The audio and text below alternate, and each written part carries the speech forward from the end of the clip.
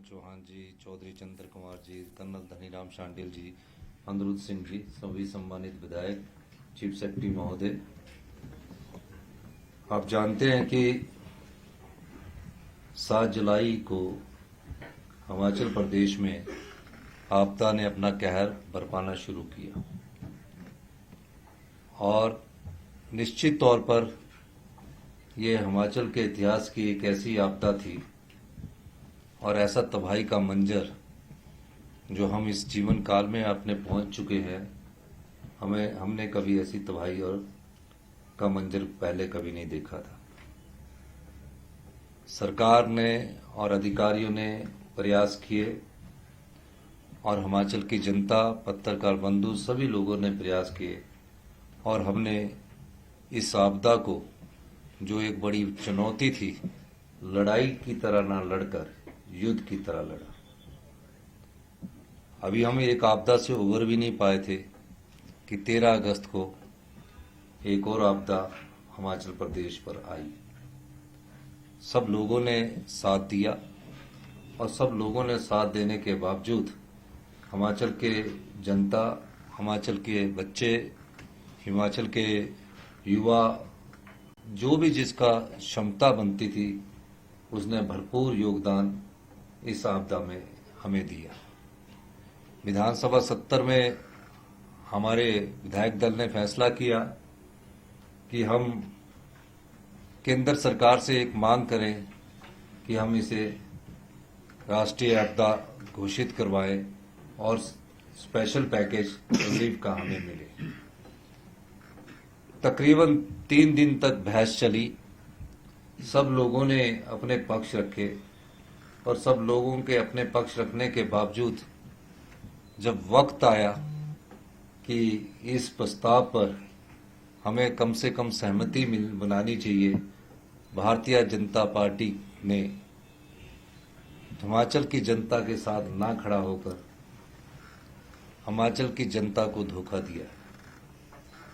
महज प्रस्ताव भावनाएं प्रकट करने का था।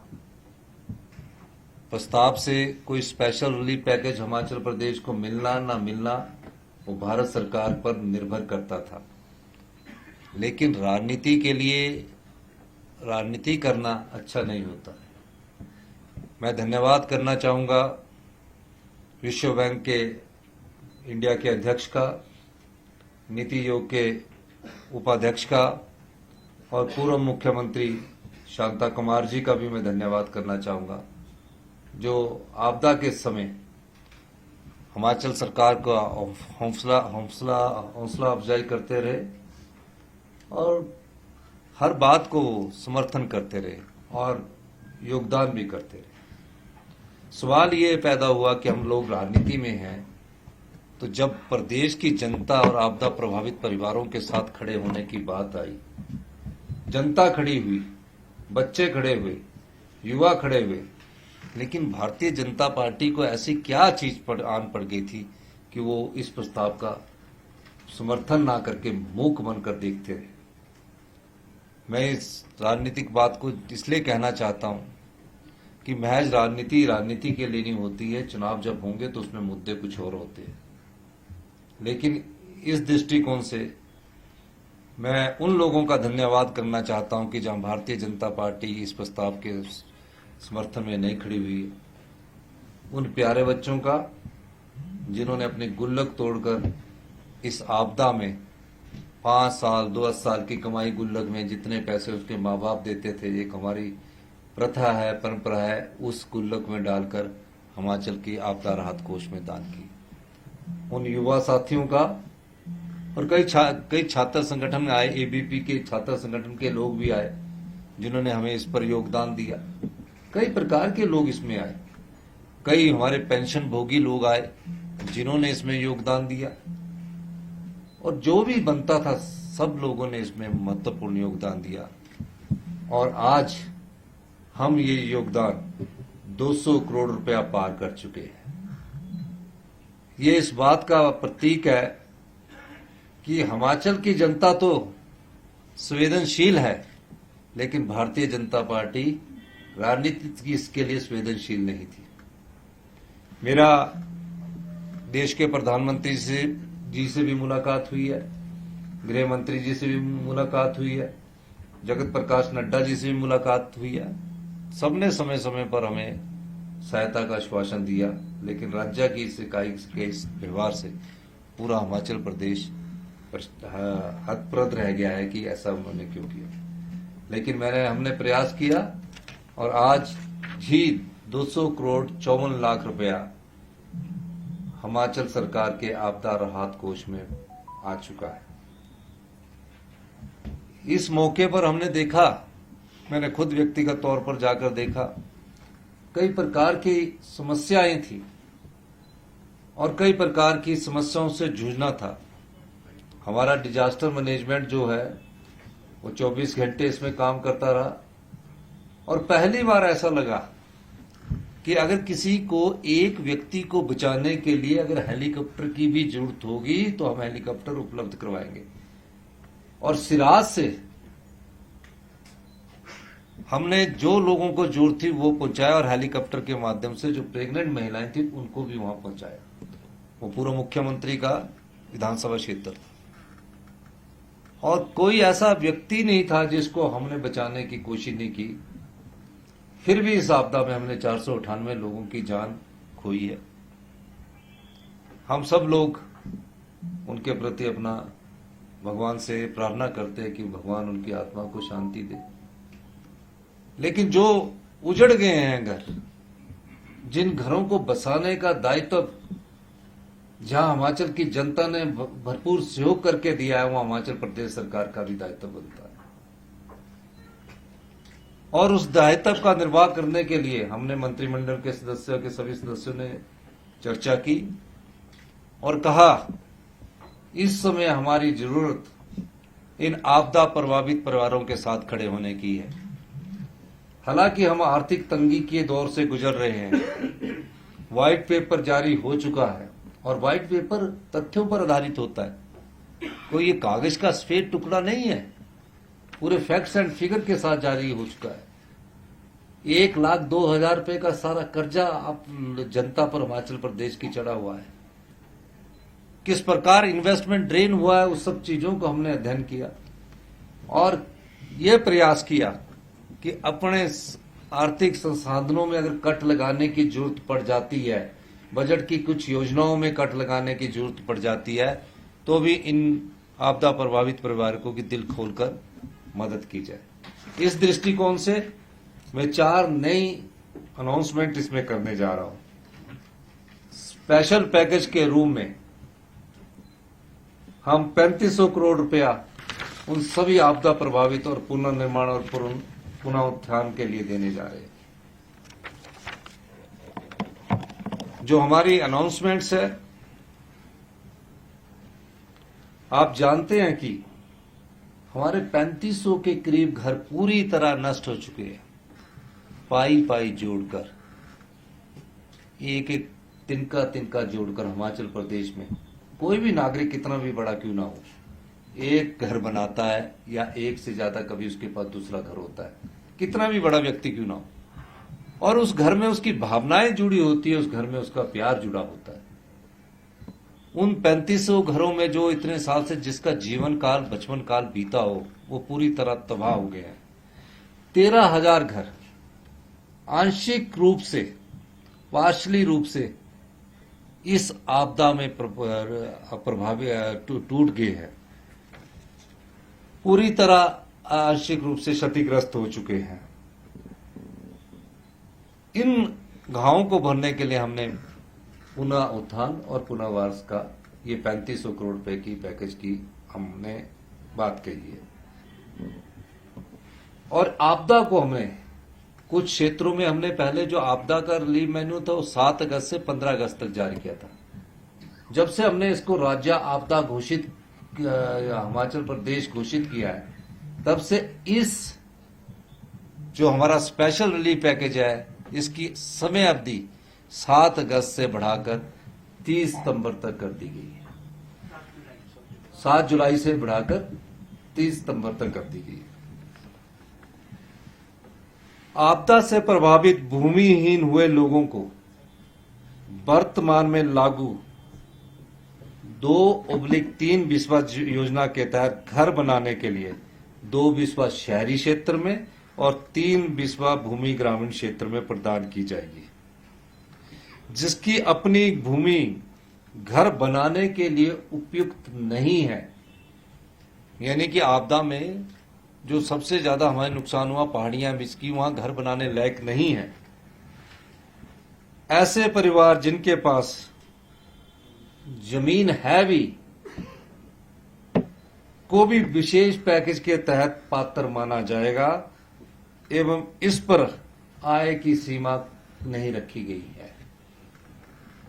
इस पर कोई आय की सीमा नहीं, यानी कि क्या हुआ, लैंडस्लाइड में पूरा घर बैठ गया, किसी ने घर बनाया, उसके ऊपर भी जगह थी नीचे भी जगह थी, जब वो बैठ गया तो वो मकान उस जमीन में दब गया। उस जमीन में एग्रीकल्चर तो हो सकती है, किसी के पास 10 बीघा 5 बीघा 2.5 बीघा 3 बीघा हो सकती है, लेकिन वो रहने लायक जगह नहीं है। और जो लैंडलेस किसे कहा जाता है, जिसके पास ना जमाबंदी होती है ना जगह होती है, पर ये तो लैंडलेस नहीं हुए, इनके नाम के पर जमाबंदी भी होगी, जमीन भी होगी, तो इनको भी शहरी क्षेत्र में 2 बिस्वा और ग्रामीण क्षेत्र में 3 बिस्वा घर बनाने के लिए जहां सरकारी जगह उपलब्ध होगी उपलब्ध करवाई जाएगी, और जो जगह रहने लायक नहीं वहां वो अपनी खेती कर सकते हैं। और जो व्यक्ति लंबे समय से हिमाचल में रह रहे हैं, उनके पास कोई भूमि नहीं है काफी लंबे समय से, और जिसकी हिमाचल में रहने की स्थायी प्रकृति है, यदि ऐसे लोग भी हैं तो उनको भी भूमि आवंटित की जाएगी। कैसे? जैसे मंडी में हमने स्वीपर ला के रखे हैं, कोई काफी सालों से स्वीपर रह रहे हैं, नदी के किनारे बसे हुए लोग हैं, अब उनके पास ना तो बेचारों के पास जगह है, छोटे छोटे झुग्गी में रहकर शहर की सफाई भी करते थे, और भी कई जगह है। इस आपदा प्रभावित से जब मैं मंडी राहत शिविर में गया तो मैंने देखा उनके पास कुछ नहीं था, उनके पास बच्चे थे, वो रो रहे थे कि हम 25-25 साल से हिमाचल इसमें रह रहे हैं या हम सफाई का काम करते हैं। ऐसे भूमिहीन लोगों को हम आपदा प्रभावित के तहत उन्हें रहने के लिए अगर भूमि उपलब्ध होगी, उन्हें हम भूमि उपलब्ध करवाएंगे।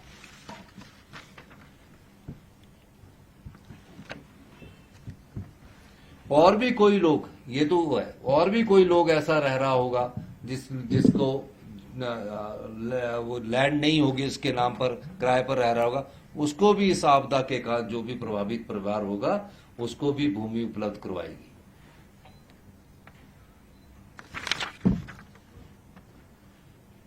जिनके घर आपदा में पूर्णतया नष्ट हो चुके हैं, उनके घर निर्माण के लिए सरकार बिजली व पानी का खर्च भी सरकार वहन करेगी। और जब वो घर बनाने लगेगा तो उसको सरकारी खर्चे पर पानी का नलका भी लगाया जाएगा, पानी का और बिजली का खर्चा भी लगाया जाएगा, और उसको सरकारी रेट के हिसाब से सीमेंट उपलब्ध करवाया जाएगा। आज की डेट में सरकारी रेट के साथ, यानी कि 280 रुपये प्रति किलो बोरी के हिसाब से उसको सीमेंट भी उपलब्ध करवाया जाएगा, सीमेंट की बोरी। देश में प्राकृतिक आपदा के कारण जो बच्चों की पढ़ाई पर असर पड़ा है, जो शिक्षा संस्थान हमने आपदा के कारण बंद किए हैं, और कुछ बच्चे जिनके घरों और जमीनों के नुकसान के कारण स्कूल नहीं जा पाए हैं, सभी शिक्षा संस्थान जितने दिन बंद रहे हैं उतने दिन बच्चों को अतिरिक्त शिक्षा के माध्यम से पढ़ाई करवाई जाएगी। इसमें बच्चों की पढ़ाई में आय व्यवधान से क्षति को पूरा किया जाएगा। ये वो चीजें हैं जो हमारी समझ के अनुसार, हमारी जो हमने जो पाया है, जहां सभी मंत्रिमंडल के सदस्यों ने ये पाया है कि हमने सब, क्योंकि मैं आपको एक और बात बताना चाहता हूं, आपने देखा होगा हमारे सभी मंत्रिमंडल के सदस्य, सभी हमारे सीपीएस ने जाकर डिप्टी कमिश्नर ऑफिस में मीटिंग ली, फील्ड के दौरे किए, दो बार डिफरेंट डिस्ट्रिक्ट में हमारे सातों मंत्री और हमारे सीपीएस सारे वहां गए और लोगों के घरों में भी गए, वहां देखा। उसके बाद हमने जो कमियां थी उसको हमने इनको दूर करने की कोशिश की। अब जो हम उनको सुविधा देने जा रहे हैं, जो केंद्र सरकार का रिलीफ मैनुअल है या राज्य सरकार का रिलीफ मैनुअल है, हमने उसमें पूरी तरह परिवर्तन कर दिया स्पेशल रिलीफ पैकेज के तहत। जब शॉप और ढाबा किसी का बह जाता था, नुकसान हो जाता था, तो सरकार, हिमाचल प्रदेश सरकार के रिलीफ मैनुअल में भी और केंद्र सरकार के रिलीफ मैनुअल में भी 25,000 रुपया उसको मिलता था। हमने इस 25,000 रुपये को बढ़ाकर जितने भी लोग हैं जिनके ढाबे गए हैं, ढारे गए हैं, 4 गुना बढ़ाकर 1 लाख रुपया कर दिया गया। 3,500 जो घर हमारे टूटे हैं, जिनको हम बिजली, पानी, सीमेंट सस्ता उपलब्ध करवा रहे हैं, उसको केंद्र सरकार के रिलीफ मैनुअल में भी और हिमाचल प्रदेश सरकार के रिलीफ मैनुअल में भी 1,30,000 रुपया मिलता था। हमने जितने भी, चाहे वो कच्चा मकान है, पक्का मकान है, हम चाहते हैं कि कोई गरीब आदमी अगर कच्चा मकान उसका बह गया तो वो पक्का मकान बनाकर रहे, उसी झोपड़ी में ना रखा जाए। हमने उसमें 1,30,000 रुपया मिलता था, हमने उसको बढ़ाकर 7 लाख रुपया प्रति घर कर दिया है। क्योंकि कईयों के बेचारों के कच्चे घर होते हैं गांव में, और मेरा मानना है कि ये अगर 7 लाख फ्री नल का, फ्री पानी और फ्री सीमेंट लगा दीजिए, तो टोटल 10 लाख रुपए तक का पड़ जाएगा। ये सरकार उपलब्ध करवाई। अब पक्का घर कहीं गिर गया है, किसी का पक्का घर का लैंडस्लाइड्स हो गया, कहीं घर गिर गया, ये 5.5 टाइम्स ज्यादा दिया गया है। 1,30,000 से 5.5 लाख ज्यादा किया गया। पक्का हाउस जो पार्शली गिर जाता था, जिसमें सिर्फ केंद्र सरकार और हमारे हिमाचल की सरकार इस आपदा से पहले 6500 रुपया देती थी, सिर्फ 6500 रुपया देती थी। उसको पक्का हाउस जो पार्शली डैमेज हुआ, यानी कि किसी की दीवार गिर गई, किसी का कुछ गिर गया, हमने उसको 15.5 गुना बढ़ाकर, 6,500 से 15.5 गुना बढ़ाकर 1 लाख रुपया कर दिया है। ये सब 7 जुलाई से लेकर 30 सितंबर तक की आपदा के लिए स्पेशल रिलीफ पैकेज है।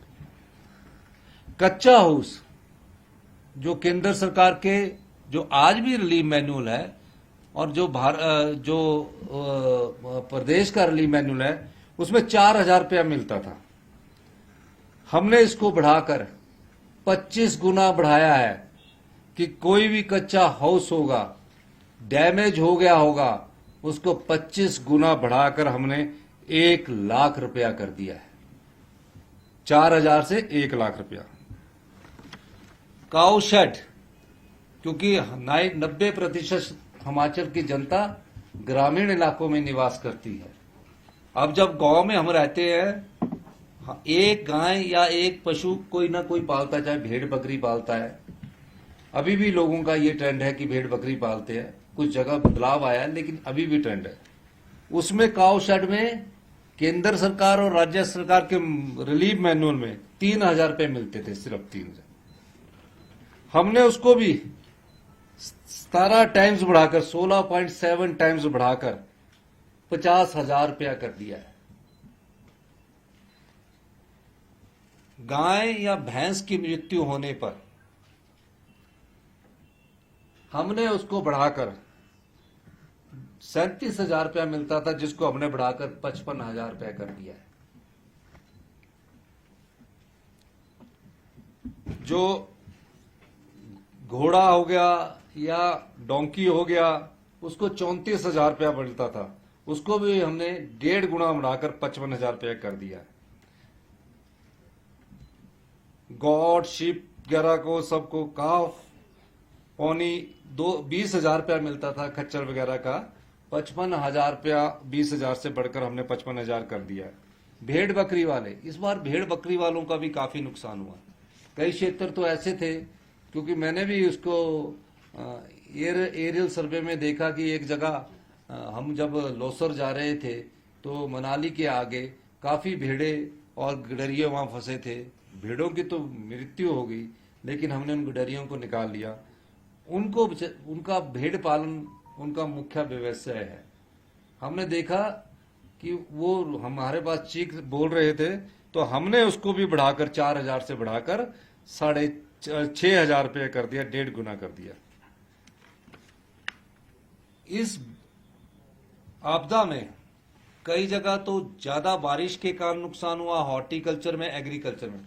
कई जगह डैम का पानी छोड़ने से, पोंग डैम का पानी जैसे छोड़ा तो फतेहपुर और इंदौरा की विधानसभा क्षेत्रों में फसल को बड़ा नुकसान हुआ। हमने पाया कि जो एग्रीकल्चर लैंड में जो किसान है वो एग्रीकल्चर लैंड पर निर्भर करता है, तो हमने उनको क्या देते थे, हम देते थे उन्हें एग्रीकल्चर लैंड का पर बीघा, पर हेक्टेयर 3615 रुपए, यानी कि 1 हेक्टेयर में 12.5 बीघे होते हैं। अब हमने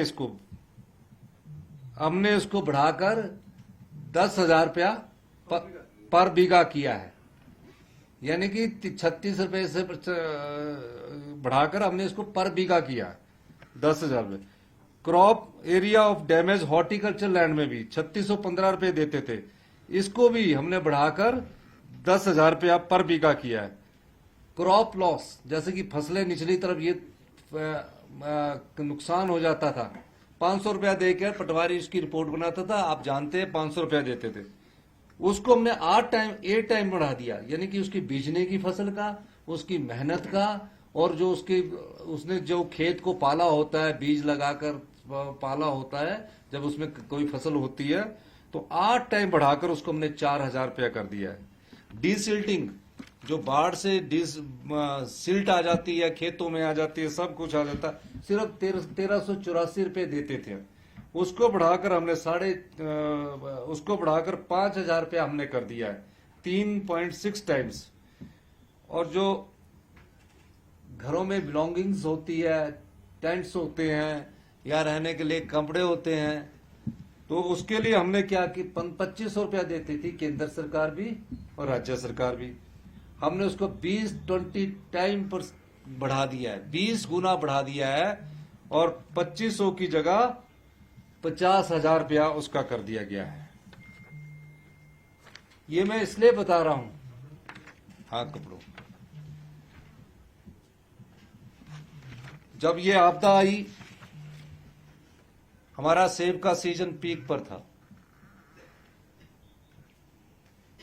हिमाचल प्रदेश का कोई एक एरिया ऐसा नहीं बता सकते, ठीक है कहीं 1 घंटा 1 दिन लेट पानी हुआ हो, 2 दिन पानी भी था, सारी सुविधाएं चाहे वो टेम्परेरी बेस पर अभी जोड़ी गई है, सभी सुविधाओं को हमने सुचारू रूप से चलाया। और जब हमने सुचारू रूप से चलाया तो वो उसके लिए धन की जरूरत होती है, एकदम इमरजेंसी में पैसा निकालना पड़ता है। और हम सब लोगों ने, चाहे हमारे जितने भी मिनिस्टर्स थे, जो भी जिस संबंध में थे, सब लोग बैठ के डिजास्टर्स का हर दिन हालचाल पूछ रहे थे। उस दृष्टि से हमने अपने राज्य बजट से अरे परे से पैसा निकालकर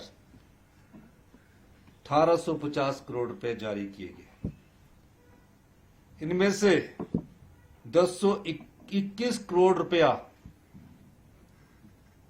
जो 221 और करोड़ रुपया, जब अब उनको रिस्टोरेशन वर्क जब चल रहा है, कल और जारी कर दिए जाएंगे, जो पीडब्ल्यूडी और जल शक्ति विभाग को जारी किए जाएंगे।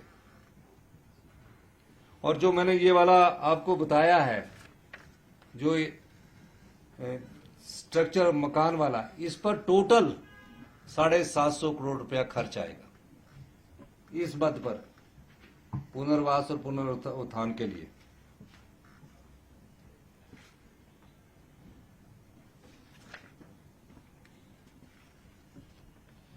और जो एनडीआरएफ और एसडीआरएफ के तहत जो हमने पैसे अभी जारी करने हैं, वो भी हमारे पैसे होते हैं बजट के, वो भी हम 750 करोड़ रुपया और जारी कर रहे हैं। इसके अलावा इस 3,500 करोड़ के स्पेशल पैकेज के अलावा 1,000 करोड़ रुपए के मनरेगा के तहत, जो मनरेगा है उसके तहत हमने अलाउ किया है कि आप अपने घर की रिटेनिंग वॉल लगा सकते हैं।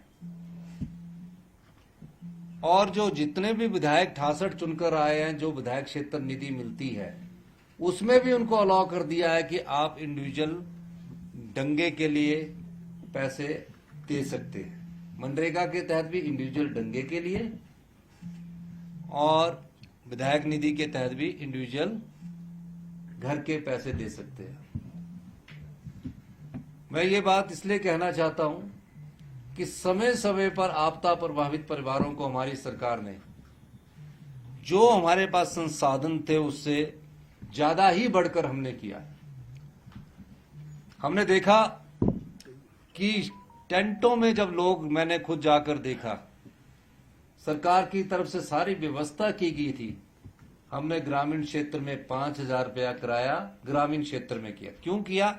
गांव में तो 2,000 का भी मिल जाता, 3,000 का भी मिल जाता है, लेकिन उसने अपनी पशुशाला में, क्योंकि किसी के घर में रहेगा गांव में तो उसको उसके पशु भी होंगे, उस पशुशाला के लिए भी हमने उसको 2,000 रुपए की आर्थिक सहायता 5,000 के रूप में दी है। 10,000 शहर में, 5,000 का शिमला में भी किराया कमरा मिल जाता है, पर हमने कहा कि उसे अच्छी 2 या 3 रूम की सुविधा मिले, तो उस दृष्टिकोण से हमने उसे 10,000 रुपया किराए के रूप में दिया।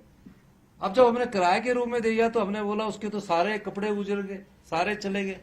हमने उसको गैस का सिलेंडर भी दिया, खाने के लिए 31 मार्च 2024 तक सब फ्री राशन कर दिया जो उसके अनुसार है।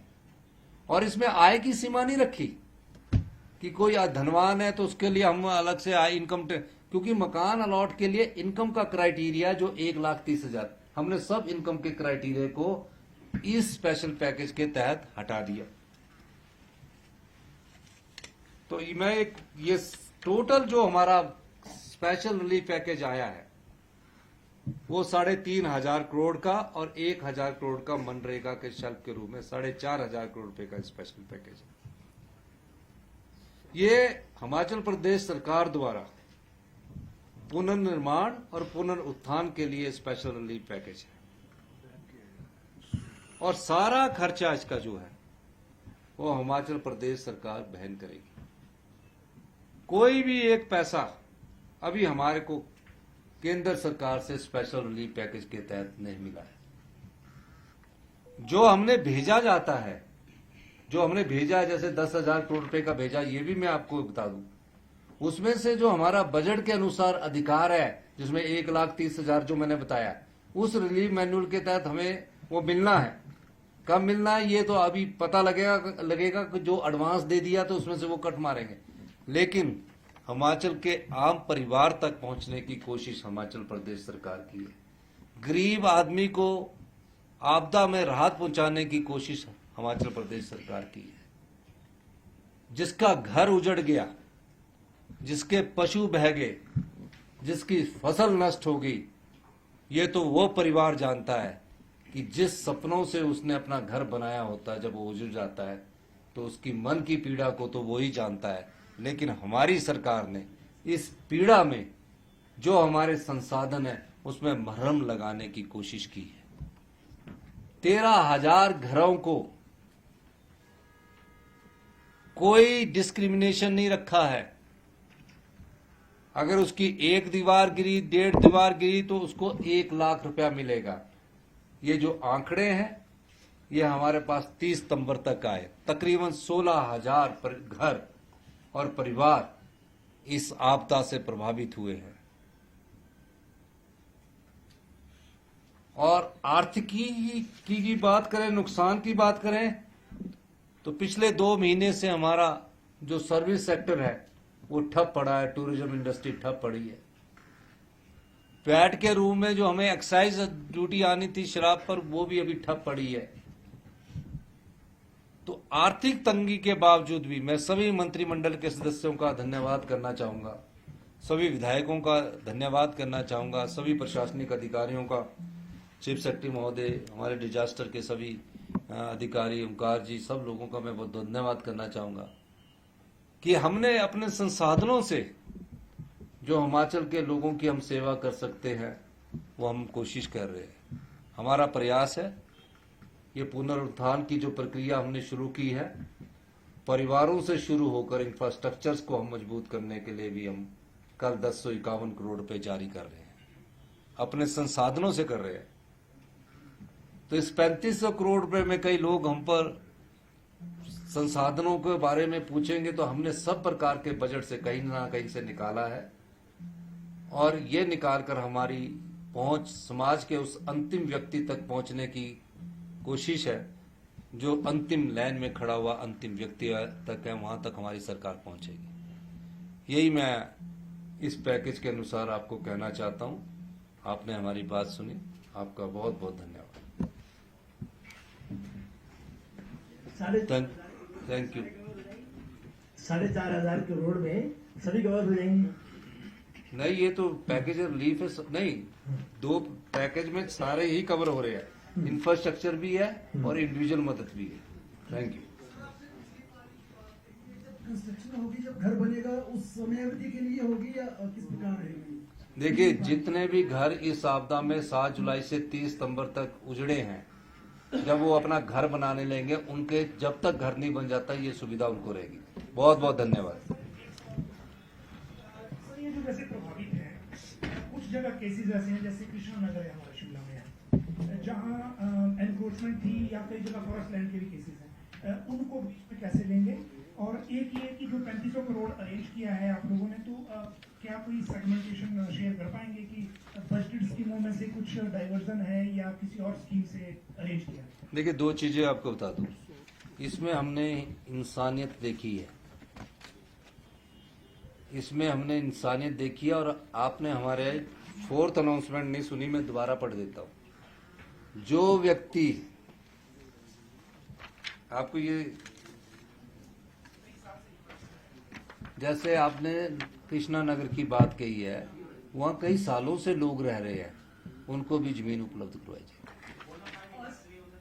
नहीं, इसमें सिर्फ आपदा प्रभावित परिवार है। इसमें ये नहीं देखा गया कि हमने ये क्राइटेरिया लगाकर इसको मदद करनी है। इसमें सिर्फ इंसानियत को देखा गया है। जो भी इंसानियत, ह्यूमैनिटी इसमें प्रभावित हुई है, उसको देखा गया है। वो चाहे पंजाब का आदमी है, चाहे कहीं और का आदमी है, सबको हम मदद कर रहे हैं जो इस आपदा प्रभावित में 7 जुलाई से लेकर 30 सितंबर तक प्रभावित है।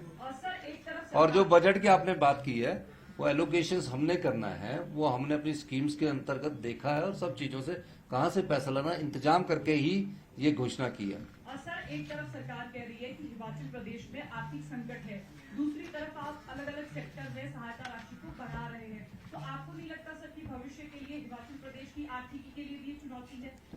नहीं, आपदा में बढ़ाना तो हमारे को पहले उन परिवारों का ख्याल रखना है जिन्होंने अपना सब कुछ उजड़ने के बाद राहत शिविरों में रह रहे हैं। तो हम उसके लिए किसी भी प्रकार के आर्थिक संकट के लिए पहले ही तैयार है, पहले ही मिला हुआ, आगे भी तैयार रहेंगे। लेकिन साथ में मैंने ये भी कहा है कि हम 4 साल में अपनी अर्थव्यवस्था को पटरी पर लाएंगे। धन्यवाद। Thank you.